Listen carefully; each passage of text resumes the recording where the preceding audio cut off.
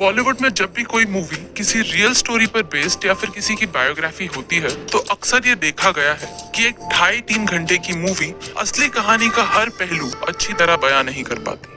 कई बार कहानी से जुड़ी कुछ खास बातें मूवी में बताई ही नहीं जाती, तो कई बार मूवी को एंटरटेनिंग बनाने के लिए स्टोरी में कई सारे फेरबदल के साथ काफी मिर्च मसाला भी ऐड कर दिया जाता है, जिससे ऑडियंस तक असली कहानी पूरी तरह पहुंच ही नहीं पाती। आज के इस वीडियो में हम आपको बताएंगे संजय लीला बंसाली की मूवी गंगूबाई काठियावाड़ी की असली कहानी उस लड़की की जो 16 साल की उम्र में मुंबई के रेड लाइट एरिया में फंस गई, जिसने बड़ी बेबाकी से मुंबई के एक डॉन के घर जाकर उसे राखी बांधी, जिसकी तस्वीर कमाठीपुरा की हर सेक्स वर्कर के पास हुआ करती थी और मुंबई में काम करती सेक्स वर्कर्स के अधिकारों के लिए जो प्रधानमंत्री तक पहुंच गई। एस हुसैन ज़ियादी की किताब माफिया क्वींस ऑफ मुंबई में गंगूबाई की कहानी के बारे में बताया गया है। हुसैन ज़ियादी की किताब पर इससे पहले शूट आउट एट वडाला और ब्लैक फ्राइडे जैसी मूवीज भी बन चुकी हैं। आखिर कौन थी ये माफिया क्वीन, आइए जानते हैं। ना एमएलए से, ना मंत्री से, ना बड़बू से, किसी के बात से नहीं डरने को।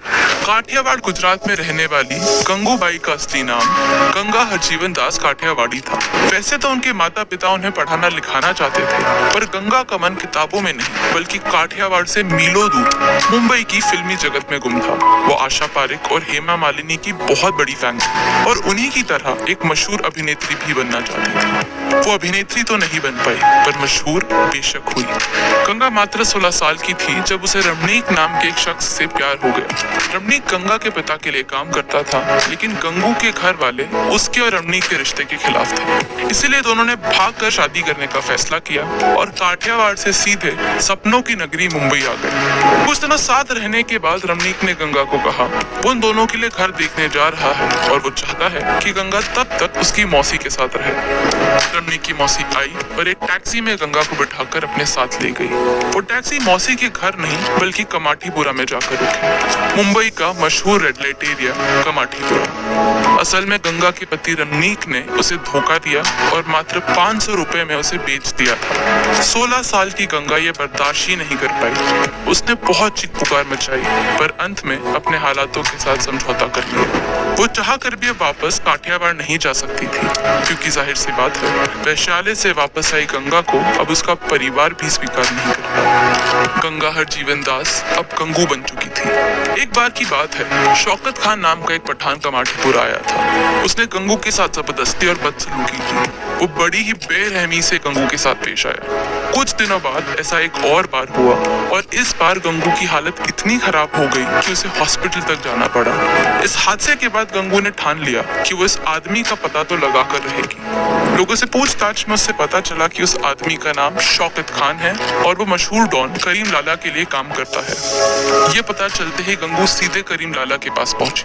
करीम लाला ने उसे अपने घर की छत पर बैठाया और उसके लिए खाने पीने की व्यवस्था भी की, पर गंगू ने खाना तो छोड़िए पानी के गिलास तक को हाथ नहीं लगाया, क्योंकि उसे समझ आ गया था कि करीम एक वैश्या को अपने घर में नहीं बुलाना चाहता है। उसने करीम से कहा कि आपने मुझे अपने घर पर नहीं बल्कि अपनी छत पर बैठाया है। अगर मेरे आने से आपका घर गंदा होता है तो आपके घर के किचन से आए इन बर्तनों को भला मैं क्यों गंदा करूं? करीम गंगू की बात सुनकर हैरान रह गया। उसने पूछा कि आखिर बात क्या है। गंगू ने शौकत के बारे में उसे सब बताया। ये बात सुनकर करीम ने गंगू को कहा कि अगर ये सच है तो उसे अब डरने की कोई जरूरत नहीं, बस अगली बार जब शौकत वहाँ आए तो मुझे बता देना, मैं सब संभाल लूंगा। करीम की बात सुनकर गंगू की आंख में आंसू आ गए। उसने कहा आज तक किसी भी मर्द ने मुझे इतना सुरक्षित महसूस नहीं कराया है। गंगू ने उसके बाद अपने पर्स से एक धागा निकाला और करीम के हाथ पर बांध दिया और बोली कि आज से आप मेरे राखी भाई हैं। करीबन 2-3 हफ्ते बाद शौकत एक बार फिर कमाठीपुरा पहुंचा। बस तो फिर क्या था,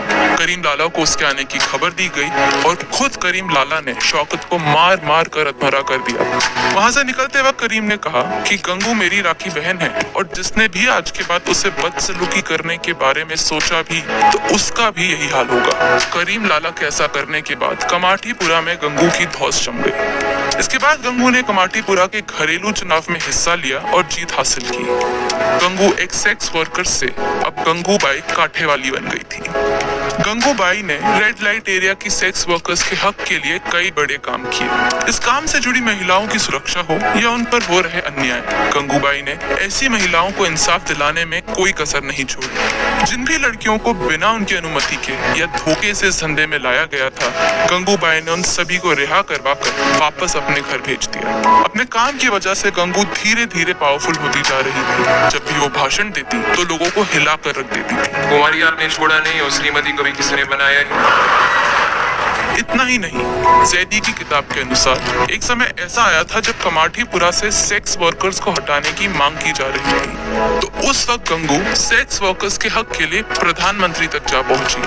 करीबन एक सदी से कमाठीपुरा की महिलाएं इस काम से जुड़ी थी और इस फैसले से उन सभी की जिंदगियों पर काफी असर पड़ता। हालांकि प्रधानमंत्री के साथ ये मीटिंग ऑफिशियली कहीं मेंशन नहीं की गई है, पर जैदी ने अपनी किताब में इसका जिक्र जरूर किया है। जैदी ने माफिया क्वींस ऑफ मुंबई में लिखा है कि नेहरू ने गंगूबाई से सवाल किया था कि वो इस धंधे में क्यों आई हैं, जबकि वो चाहती तो उन्हें एक अच्छी नौकरी और पति दोनों मिल सकते थे। ऐसा कहा जाता है कि इस मुलाकात में गंगूबाई ने खुद नेहरू के सामने प्रस्ताव रखा था और कहा कि अगर वो गंगू को अपनी पत्नी के रूप में स्वीकार करने को तैयार हैं, तो वो अभी इसी वक्त ये धंधा हमेशा के लिए छोड़ देंगे। जाहिर सी बात है, नेहरू इस बात से खफा हुए और साफ शब्दों में इनकार किया। तब गंगूबाई ने उन्हें कहा, प्रधानमंत्री जी नाराज मत होइए, मैं सिर्फ अपनी बात साबित कर रही थी। सलाह देना आसान है पर उसे खुद अपनाना मुश्किल। मुलाकात खत्म होने पर नेहरू ने गंगूबाई से वादा किया कि वो उनकी मांगों पर जरूर ध्यान देंगे। फिर क्या था, कमाठीपुरा से वैश्याओं को हटाने का काम हमेशा के लिए रोक दिया गया। गंगूबाई कमाठीपुरा की महिलाओं के लिए एक माँ के समान थी। वहाँ की सेक्स वर्कर्स के पास आज भी उनकी तस्वीर है। उनकी मौत के बाद उनकी एक स्टैच्यू बनवाई गई जो आज भी कमाठीपुरा में मौजूद है। वो भी कैसी बस्ती है जहाँ पर तू बसती है, मर्जी तेरी थी ना थी, मजबूर होकर हंसती है। लोगों ने इतना जाना है तू काम एक ही आना है। क्या ये सोच तुझे सताती है? क्या तू वापस जीना चाहती है? क्या बचपन तेरा जीना था? क्या मुश्किल तेरा जीना था? उन हालातों से हार चुकी हर रात अलग बिछौना था। झांसा अच्छे जीवन का क्या देखकर तुझको लाया था? क्या भूल चुकी है वो जो हर सपना तूने सजाया था? क्या आज भी तू तरसती है इस दलदल से बाहर आने को? क्या आज भी तू तरसती है फिर से घर जाने को? क्या पहचान बनाने के लिए दुनिया ने तुझे उकसाया है? अगर